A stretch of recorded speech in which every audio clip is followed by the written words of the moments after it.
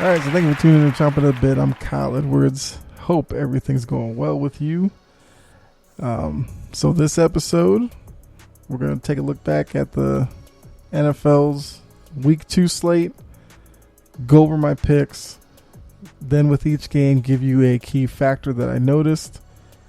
And after we do that for all the games, take a look at Thursday Night Football, which will then be, of course, the start of Week 3, and I'll give you my pick, which will be the first pick for Week 3. Then the rest of the picks, I will give you. That episode will probably come out like Saturday, definitely before the games kick off on Sunday, and yeah, we'll just go from there. And then at the very end, get you set up for, I guess, some other topics that are coming down the line.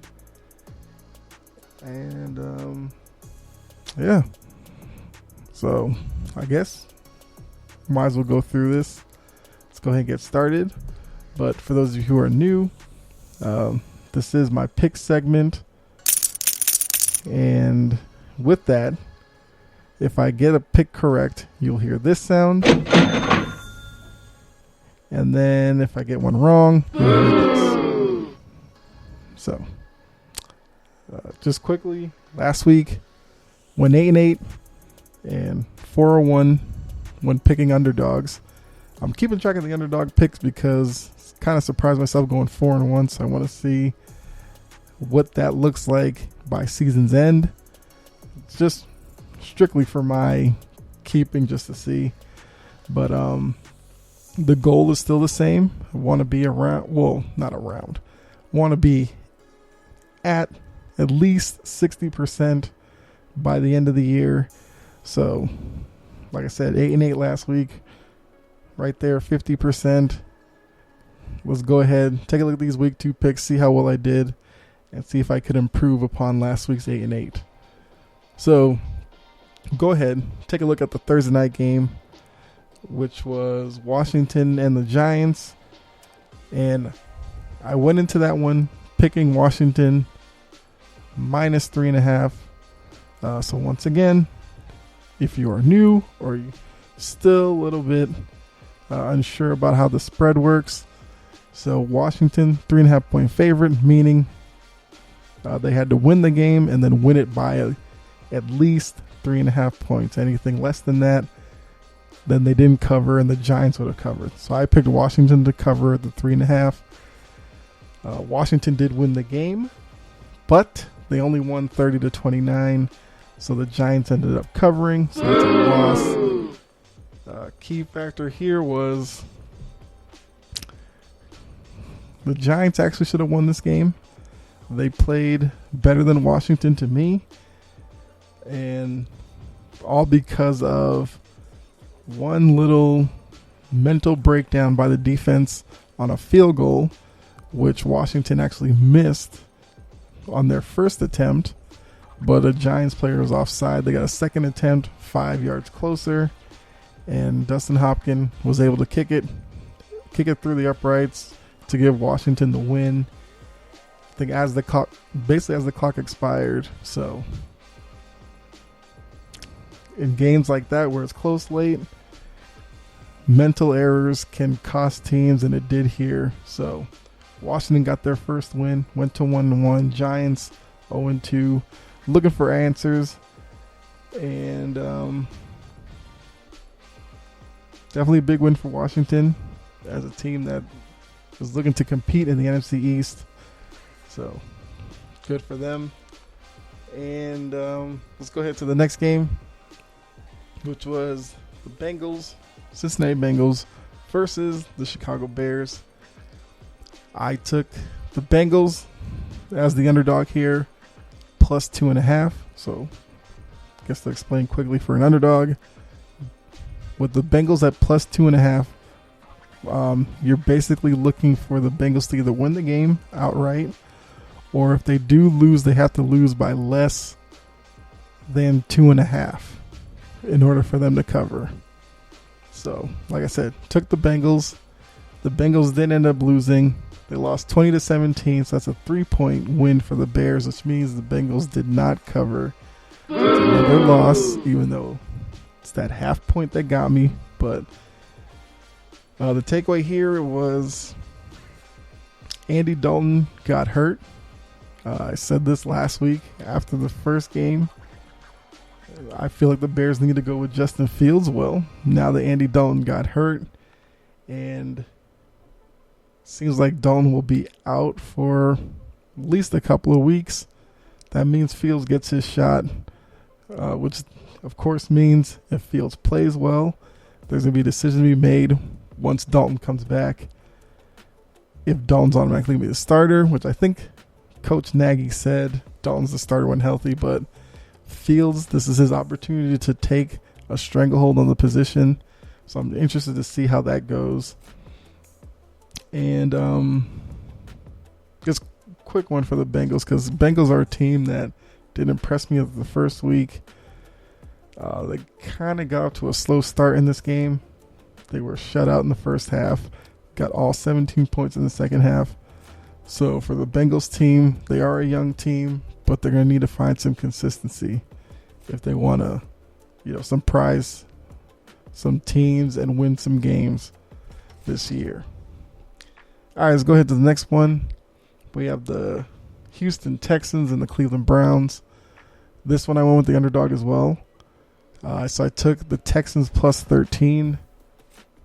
I thought that line was way too big for Cleveland, only because Houston may be a flawed team, or, a bad team. We could put it that way, because they don't have Deshaun Watson, but, they had Tyrod Taylor, and Tyrod Taylor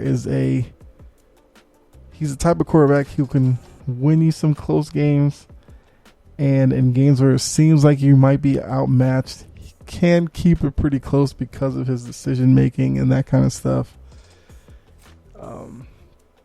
I believe in this game, Baker Mayfield got hurt for a little bit, and Tyrod Taylor got hurt. So, but yeah, the score was 31-21 Cleveland. Like I said, I took Houston plus 13, so Houston did cover.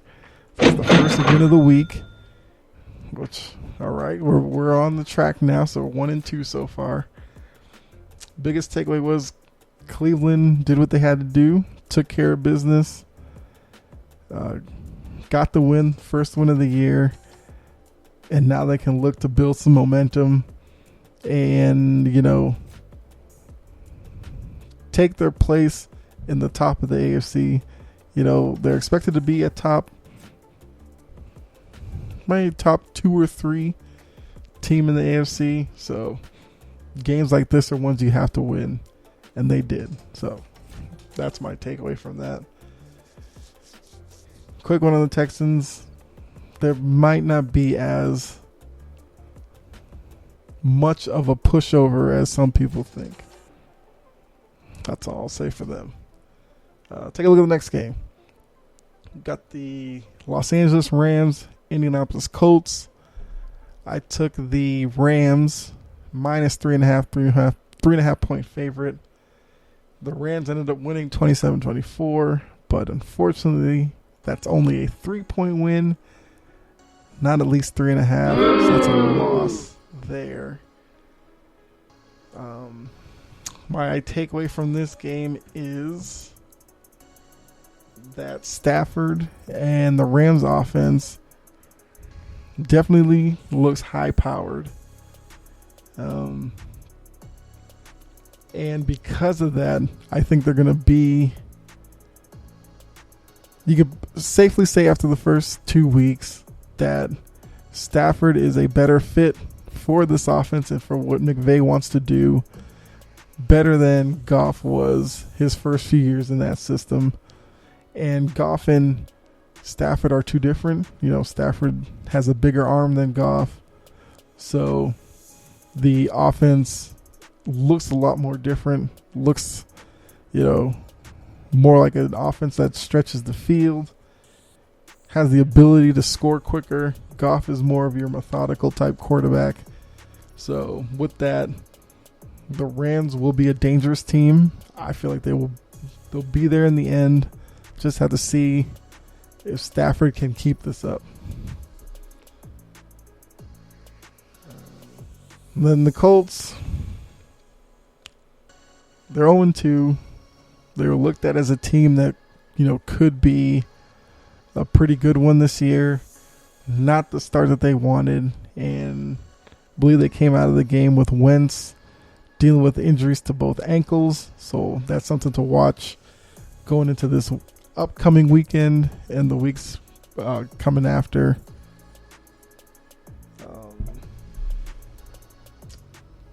So yeah, go ahead and take a look at the next game. Have the Buffalo Bills, Miami Dolphins. I had the Bills -3, so I took the favorites in this one. And the Bills ended up winning 35-0, so that's a win. I mean, that's a demolition there. A shutout, blowout, whatever adjective you want to put on it, that's what it was. Key takeaway from this one: after the Dolphins squeaked out a win last week against the Patriots, I mean, they weren't ready for the Bills in this one, and Tua got hurt. He took a few big hits, but ultimately he took one to the rib area on a pass, which ultimately led to him leaving the game. Think he's out for a couple of weeks. Believe that he didn't fracture any, so that's a good thing for the Dolphins. So now for them, it's sitting at 1-1. Can they kind of tread water while Brissett's in there until Tua comes back? And for the Bills, Bills get their first win, put up 35. So they've kind of washed all the bad feelings off from last week when they lost to the Steelers. So this is the Bills team that people were expecting them to be. And this is the Bills team that I believe would win the East, the AFC East, and would contend for the AFC Championship and could be a Super Bowl winner if they play like they did today. But once again, let's see if they can put together another week of this type of play, and then another week and another week. Moving on to the next game. So my Patriots versus the Jets. Two teams coming in 0-1.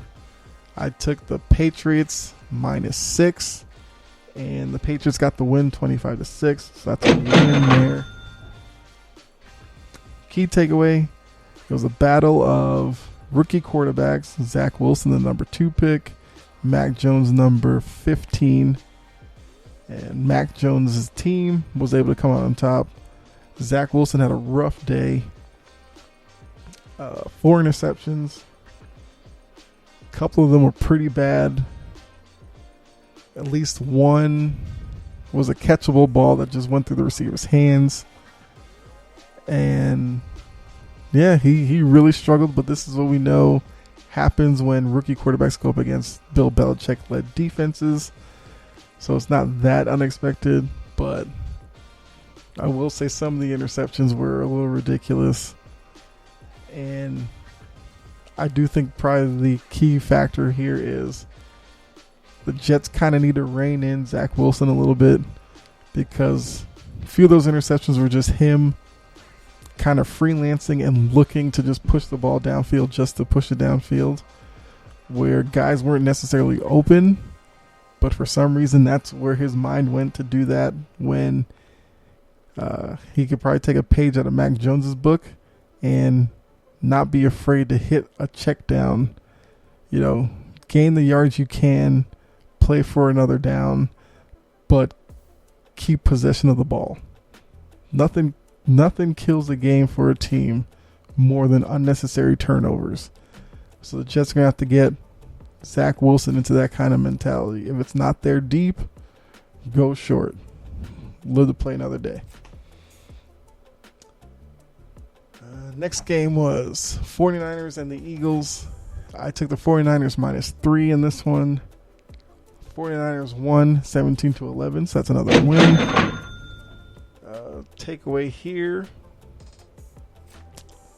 interesting enough, after last week where Garoppolo and Lance split time a little bit, I believe in this one Trey Lance didn't play at all. Not sure what that's about, because I mean, if that was the plan last week for the two of them to play, what happened last week that changed their mind into not doing it at all this week? I mean, last week Lance came in and threw a touchdown pass, so it's not like his performance was the reason why, but they went solely Garoppolo today. I mean, not today, good Lord, this week, and pulled out a win. A lot of people had them on upset alert, but they were able to do it. So they start the year 2-0. And yeah, the Eagles, I mean, first loss of the year. They're not expected to do much this year. But after their win last week against the Falcons, I think some people were starting to talk them up a little bit. But key for them will be to bounce back after this game. And, for Hurts to continue to build chemistry with Devontae Smith, Jalen Reagor, those other guys at receiver. They just continue to grow. Next game. Let's go with the Raiders and the Steelers. So another one, I took the underdog. I took the Raiders plus 6.5. And not only did the Raiders cover, but they ended up winning outright 26-17. So that's a win. Takeaway for me. How good is this Raiders team? So far after 2 weeks, David Carr leads the league in passing. So, I mean, he's playing. It's probably the best start that he's had to any season in his career. John Gruden has the team believing. I mean, we all know Gruden brings a lot of energy on the sidelines. And Darren Waller, I mean, that's Carr's number one target. He's a mismatch most games. He just finds a way to make plays. Be interested to see, can they keep pace with the Chiefs in the AFC West? And with the Raiders, the way that they looked the first two games, those two games against the Chiefs during the year might be must-see TV. I mean, last year there was a game between the two where the Raiders actually had the game won, but then lost it in the last seconds. So the Raiders have shown the ability to play with the Chiefs, and right now they look good. So it's good for them. Real quick on the Steelers, I said when I made the pick that I went with the Raiders because I wasn't full believers in the Steelers, and this game did show some of the flaws that I was talking about. The offense leaves a lot to be desired. Big Ben. I mean, he's definitely slowing down. He's not the same guy he was like when they won their last Super Bowl. His mobility is basically non-existent. And seems like he's missing something with the connection with his receivers. Plus Najee Harris is there. But I don't know. They just haven't been able to click offensively yet. So Raiders take that one, go to 2-0. Next game, we have the Saints, Panthers. This one I took the Saints minus the 3.5. Mainly because of their game last week where Winston looked so good. Well, Panthers ended up taking this one 26-7, so that's a loss. And don't look now, but the Panthers are 2-0 early on in the season. Big takeaway was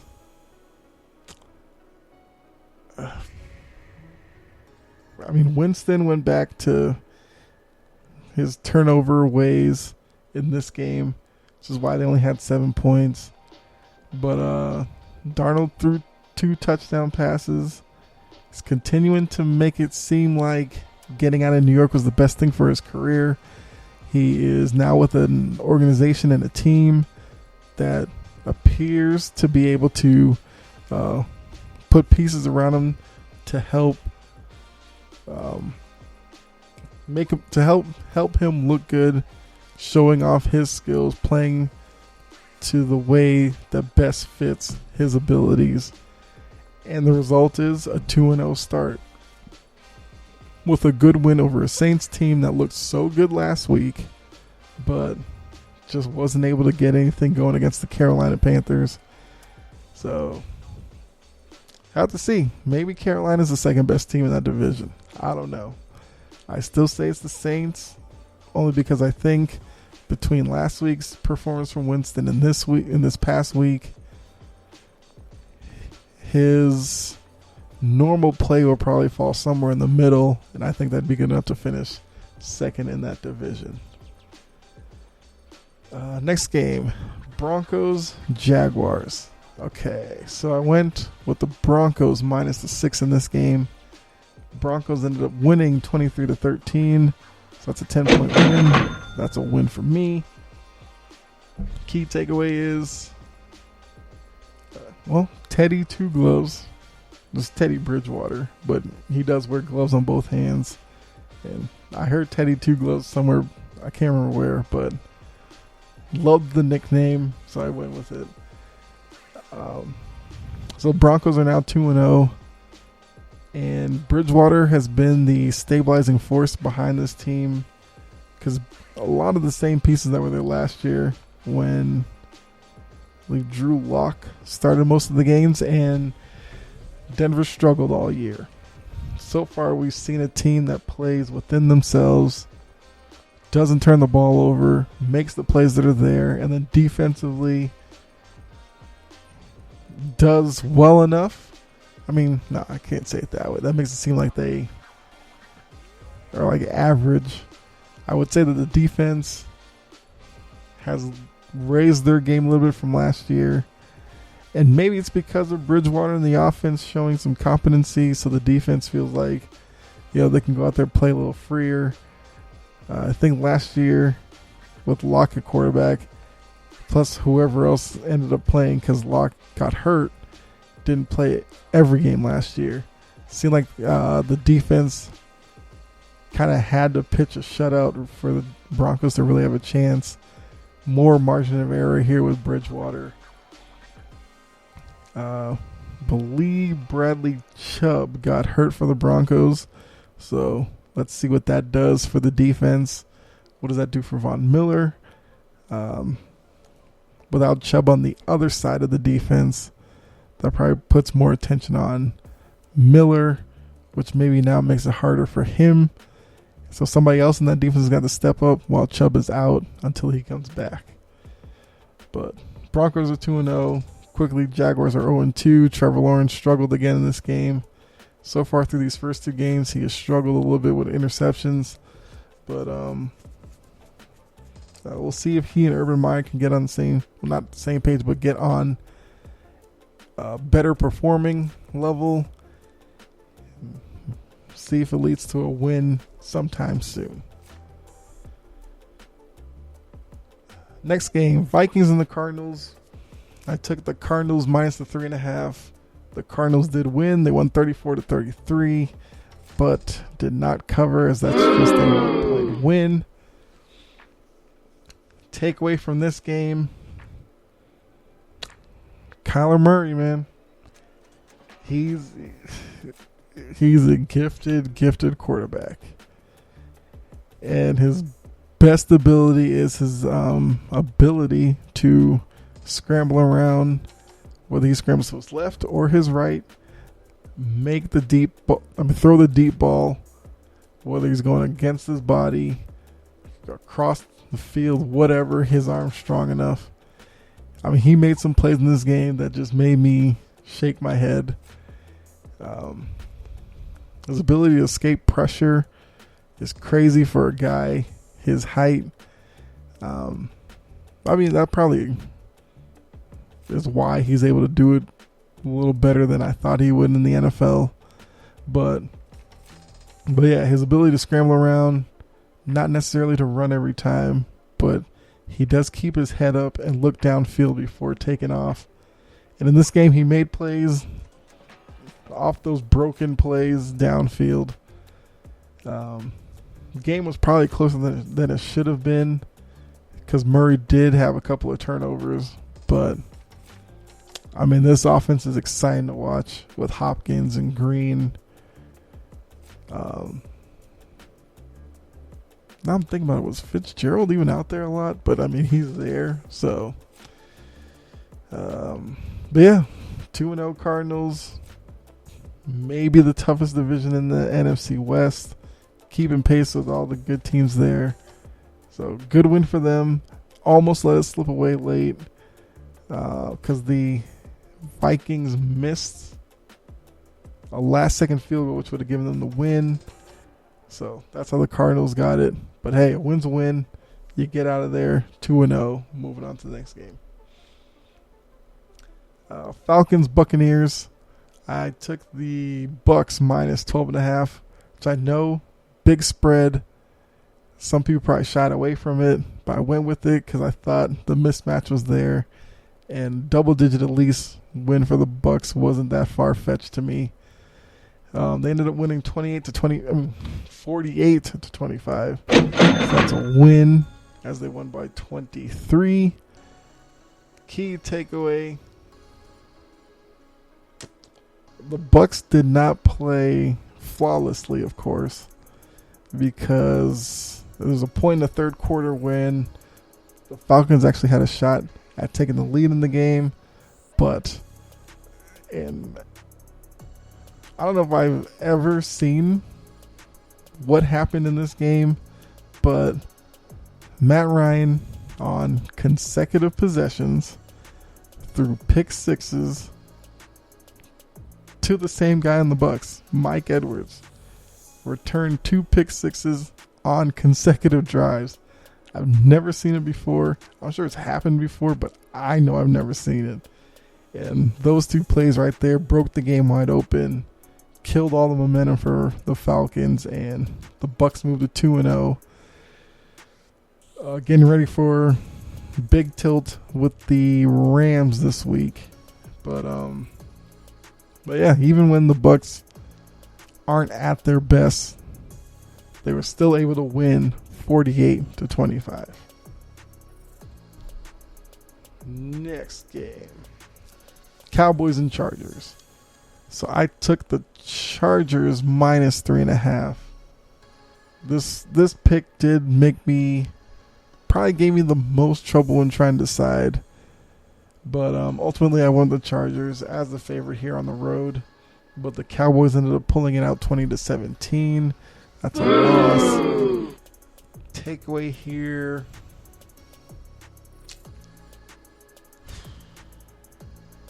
I guess I would say the Cowboys were able to win an ugly game. I mean, 2017, low scoring.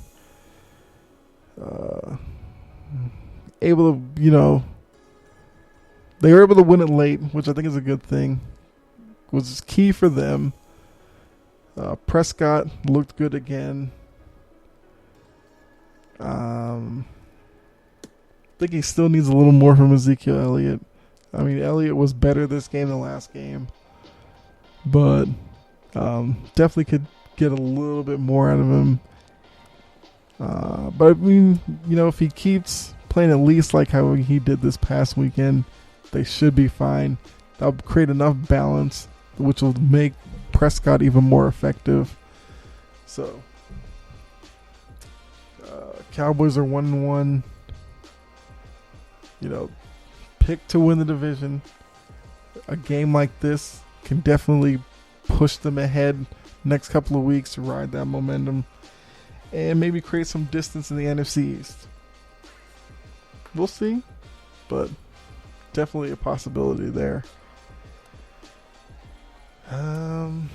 Let's see. Next game here, we got the Titans and the Seahawks. I took the underdog in this one as well. The Titans plus 6.5. And the Titans ended up winning 33-30 in overtime. Another win. Key takeaway here. Derrick Henry's that guy. I mean, he carried the ball 35 times, like 185 yards. He had 2 touchdowns. And come the fourth quarter and the overtime, he was monumental for this team. 35 times over the course of the game. He's a big back. He can wear out defenses. And then it's remarkable for how big he is, how quick he is. That's amazes me watching him play, getting around the outside or stiff arming a guy to get a few extra yards. There's probably no debate, but I have to say he's probably the most effective running back in the league today. I mean, yeah, McCaffrey and Barkley and guys like that, but I mean, Derrick Henry is a different type of force. I would say he's the sole reason that they were able to win this game. I can safely say that. So they get a much needed win, get to 1-1. Seahawks miss out on a chance to go 2-0. But yeah, Derrick Henry, incredible performance. Next game, we're down to the final 2. All right. So we got the Chiefs and the Ravens. I took the Chiefs minus the 3.5. Ravens ended up winning 36-35. That's a loss. This is probably game of the week, maybe game of the early season so far. The Chiefs looked like they were going to run away with this after the first 3 quarters. Get to the fourth quarter, and they get shut out by Baltimore, which obviously led to them being able to come back and get a win late. Lamar Jackson made some plays with his arm. Remember one play in the red zone, he rolled out to his right, threw it in the back of the end zone for, I want to say it was Mark Andrews. But it was a great play by Lamar. When I saw it, I automatically was thinking if last year he would have just ran it instead of throwing it. So the fact that he did throw it in the back of the end zone, I think is a big step in development. I will say, even with that performance, still has to show me that he can put together a string of games where you don't only notice him as a runner, but he's able to make plays with his arm that will keep defenses honest and will probably open up more opportunities for him to scramble, as well as for the other running backs on the team to maybe find some room. But Lamar Jackson exercised some demons against the Chiefs. I think he was like 0-5 in his career so far. He was his first one against them, and they kind of fall into the pool of the other AFC teams that are 1-1, which Kansas City is now as well. Though, maybe this turns into a AFC title preview. I mean, the league would want that. 2 young stars going up against each other again in a playoff setting. But, of course, that's way down the line. We'll pay attention to that more later on in the year. But good win for Baltimore. Sure, you probably saw the video with Harbaugh. It was like a 4th and 1 late. Asking Lamar if he wanted to go for it. Lamar decided to go for it. They got a big first down, which led to them winning the game because they knew they couldn't give the ball back to the Chiefs in that situation, because it wouldn't have been out of the realm of possibility for the Chiefs to drive down the field, get the game-winning score, and run out of Baltimore with a win. So like I said, both teams 1-1. Final game of the week was Monday night. It was the Packers versus the Lions. I took the Packers minus 11.5, another big spread. They were able to win the game 35-17, so that's 18-point win. And for me on the spread, key takeaway here, the Packers do what they're supposed to do. Got to win against a struggling Lions team. Falls to 0-2. The Packers, if they fell to 0-2, the media would have lost their mind. I mean, the Packers are supposed to be there, especially in a week. At least once you get past the first couple of teams, kind of average NFC.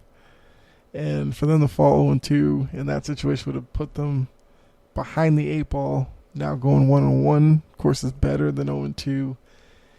And I mean, the Packers played like the team that definitely looks like the best in the NFC North.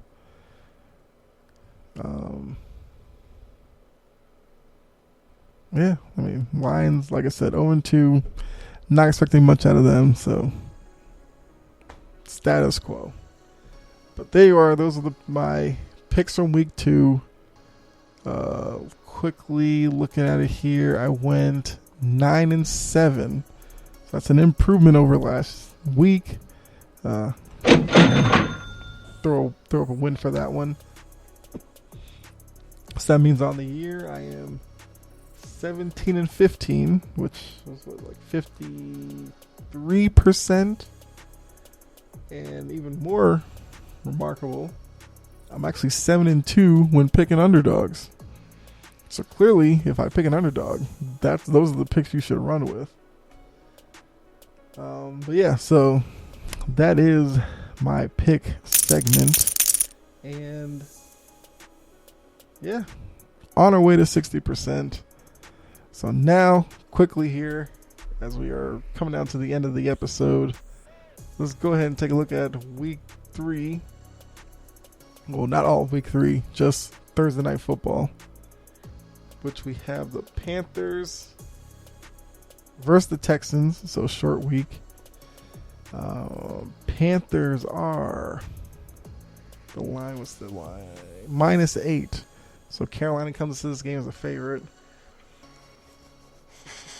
So quickly looking at it, no Deshaun Watson. He's still not playing for the Texans. Tyrod Taylor is out. So we're going to get Davis Mills making his rookie debut. Going up against the Panthers team that's coming off a big win over the Saints.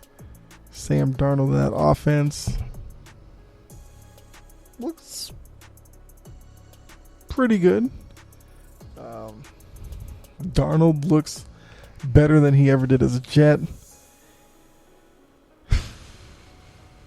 Only because of the unknown of Davis Mills in this one. They're probably going to look to rely on the running game of Mark Ingram and those guys to definitely help Davis Mills. I just think the Panthers are going to key in on that and force Mills to try to beat them with his arm. And for his first start, I mean, don't know what to expect from him. We don't know how he'll be able to perform mentally being a starter. Because I feel like he got, well, I'm sure he got into the game last week when Taylor got hurt. But, I mean, that's different than, coming in as a reliever, basically, and finishing out a game as opposed to being the starter.